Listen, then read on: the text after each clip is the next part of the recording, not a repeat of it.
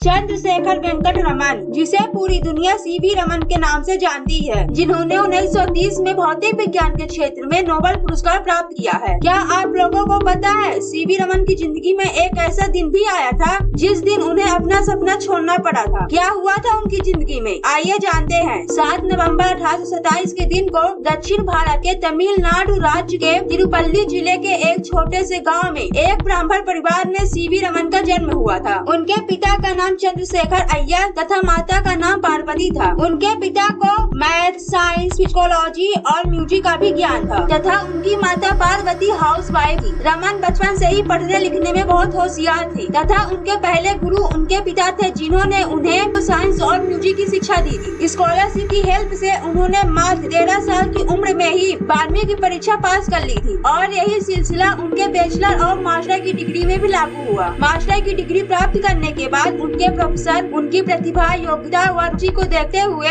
आगे की पढ़ाई लंदन में पूरी करने के लिए उन्हें प्रेरित किया और रमन लंदन जाने के लिए भी तैयार हो गए। लेकिन विदेश जाने के लिए मेडिकल टेस्ट करवाना पड़ता था, जिसमें रमन फेल हो गए और डॉक्टरों ने कहा कि रमन लंदन की ठंड बर्दाश्त नहीं कर सकते और उनका शरीर उनकी दिमाग की तरह मजबूत नहीं निकला और आगे की पढ़ाई वो लंदन में पूरी नहीं कर पाए। फिर बाद में वो अपने पिता और भाई के कहने पर अर्थ विभाग की नौकरी की तैयारी करने में जुट गए और वर्ष 1907 में कोलकाता में डिप्टी अकाउंटेंट जनरल की पोस्ट में नियुक्त हुए। जॉब मिलने के बाद उनके माता पिता ने उनकी शादी करवा दी। शादी के बाद वह कोलकाता में रेंट के घर पर रहने लगे। जॉब में होने के बाद भी उन्होंने अपना सपना नहीं छोड़ा। वो दिन में जॉब करते और रात में फिजिक्स का प्रैक्टिकल करते। उन्होंने TIACS प्रैक्टिकल लैब में प्रैक्टिस करना शुरू किया। कोलकाता में 1904 में साइंस कॉलेज की स्थापना की गई। रमन को प्रोफेसर बनने के लिए प्रपोजल भेजा, किंतु प्रोफेसर बनने के लिए PhD की डिग्री चाहिए थी, जो रमन अपनी शारीरिक अक्षमता के कारण प्राप्त नहीं कर पाए थे। किंतु उनके मित्र आशुतोष मुखर्जी की सहायता से वो 1917 में जॉब से त्याग पत्र दिया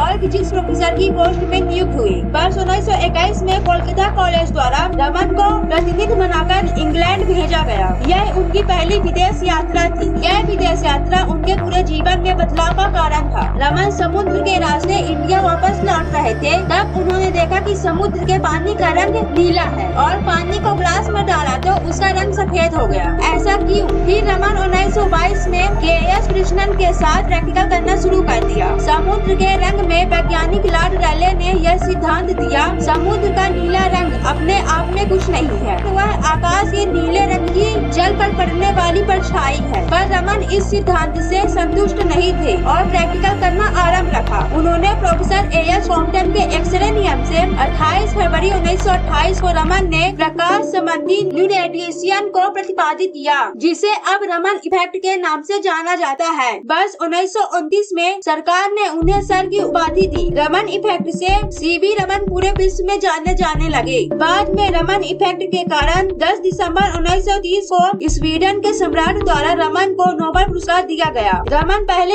ऐसे इंडियन थे जिन्हें फिजिक्स के क्षेत्र में तथा पहले ऐसे एशियन थे जिन्हें साइंस के क्षेत्र में नोबेल पुरस्कार मिला। रमन के लिए इस नोबेल पुरस्कार का प्रस्ताव sir Rutherford, Niels Bohr, Charles Fabry जैसे महान वैज्ञानिकों ने किया था। रमन इफेक्ट से केमिस्ट्री तथा ऑप्टिक्स पर बड़ा योगदान रहा। रमन को भारत का सर्वोच्च सम्मान भारत रत्न 1954 में दिया गया और रूस का सर्वोच्च सम्मान शांति पुरस्कार 1957 में रमन को दिया गया। 21 नवंबर 1917 को सुबह 7:30 बजे बेंगलोर में 82 वर्ष की आयु में उनका देहांत हो गया।